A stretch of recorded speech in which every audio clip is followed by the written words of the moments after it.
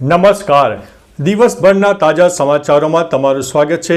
તમારી સાથે હું છું પિનલગીરી ગોસ્વામી. સમાચારો વિસ્તારથી જાણીએ એ પહેલા મહત્વના સમાચારો ઉપર એક નજર.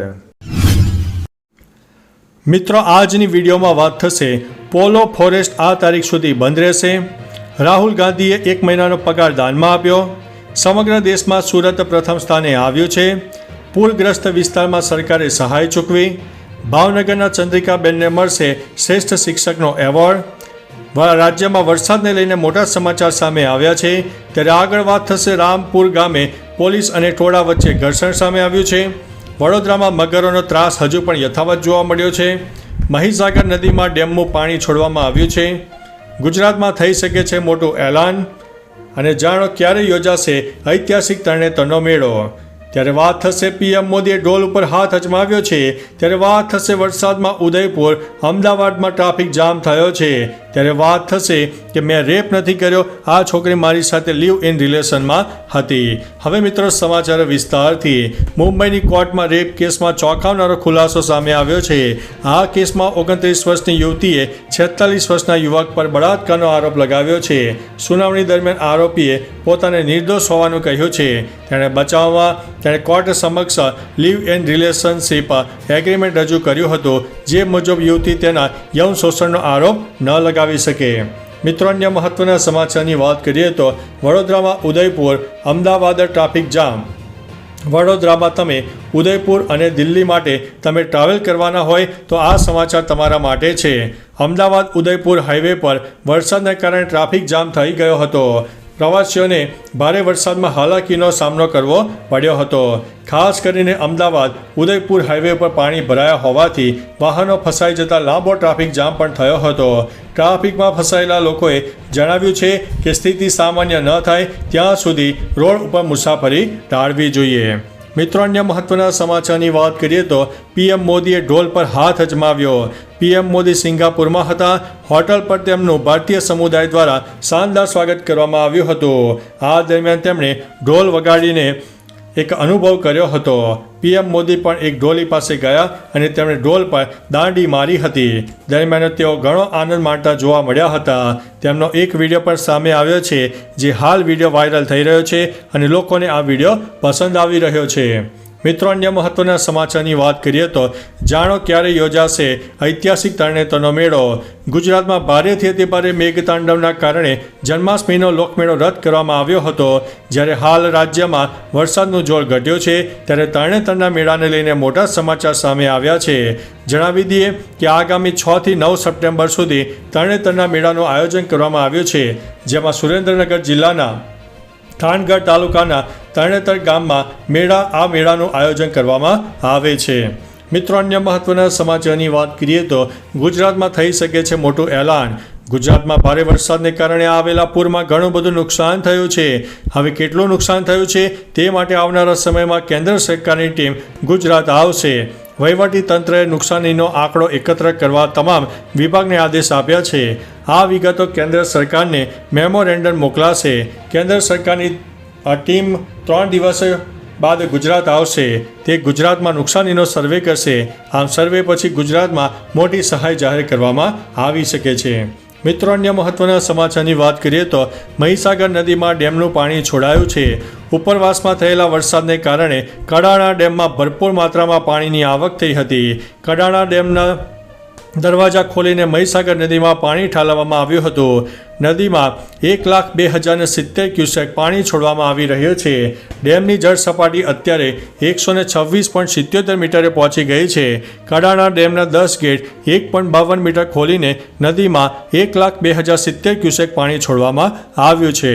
મિત્રો, અન્ય મહત્વના સમાચારની વાત કરીએ તો વડોદરામાં મગરોનો યથાવત જોવા મળ્યો છે. વડોદરામાં વિશ્વામિત્રી નદીમાં પૂર આવ્યા બાદ શહેરમાં નદીના નજીક ઘણા સ્થળોએ મગરોનું વર્ચસ્વ જોવા મળ્યું હતું. વડોદરામાં 2 મગરનું રેસ્ક્યુ કરવામાં આવ્યું છે. વડોદરાના EME ટેમ્પલ ગ્રાઉન્ડમાં 9 ફૂટનો મગર ઘૂસી ગયો હતો. વન વિભાગની ટીમે રેસ્ક્યુ કરીને મગરને લઈ ગઈ હતી. પૂરના પાણી ઓસરી ગયા બાદ અહીંથી 9 ફૂટનો સહિત 2 મહાકાય મગરનું રેસ્ક્યુ કરવામાં આવ્યું હતું. મિત્રો, અન્ય મહત્વના સમાચારની વાત કરીએ તો રામપુર ગામે પોલીસ અને ટોળા વચ્ચે સંઘર્ષ. માલપુરના રામપુર ગામે મનીષા નામની યુવતીનું મોત થતાં તેના સસરા રણછોડ દ્વારા માલપુર પોલીસમાં જાણ કરતાં પોલીસે રામપુર ગામે લાશનું પંચનામું કરીને લાશને પીએમ માટે માલપુર CHC લેવાઈ હતી. ત્યારબાદ પિયરિયાઓ દ્વારા મોત મામલે હત્યાની શંકા કરતા તેના સાસરીમાં હુમલો કરતા વાતાવરણ તંગ બન્યું હતું, જેમાં પોલીસ ઉપર પથ્થરમારો થતાં 9 પોલીસ કર્મીઓને પણ નાની મોટી ઈજાઓ પહોંચી છે. મિત્રો, અન્ય મહત્વના સમાચારની વાત કરીએ તો રાજ્યમાં વરસાદને લઈને મોટા સમાચાર સામે આવ્યા છે. રાજ્યમાં માથે હાલ વરસાદની 3 સિસ્ટમો સક્રિય હોવાથી ખતરો ટળી ગયો નથી. હવામાન વિભાગની આગાહી અનુસાર રાજ્યમાં અનેક જિલ્લાઓમાં એલર્ટ આપવામાં આવ્યું છે. ખાસ કરીને પાટણ અને બનાસકાંઠામાં ઓરેન્જ એલર્ટ આપ્યું છે. આગામી 24 કલાક માટે 2 જિલ્લાઓમાં ભારે એલર્ટ આપવામાં આવ્યું છે. આ સિવાય 2 કેન્દ્ર શાસિત પ્રદેશ સહિત 14 જિલ્લાઓમાં યલો એલર્ટ જારી કરવામાં આવ્યું છે. આથી રાજ્યમાં આગામી 5 દિવસ હળવાથી મધ્યમ વરસાદ થઈ શકે છે.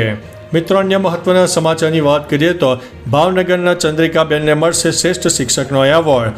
ભાવનગર આર્યકુળ કન્યા વિદ્યાલયમાં ધોરણ 9 અને 10માં મદદની શિક્ષક વિભાગમાં વિજ્ઞાન અને ટેકનોલોજીનું શિક્ષણ પ્રદાન કરનાર ચંદ્રિકાબેન ચૌહાણને 2024ના વર્ષના શિક્ષક દિવસ નિમિત્તે રાજ્ય કક્ષાના શ્રેષ્ઠ શિક્ષક પારિતોષિકથી સન્માનિત કરવામાં આવશે.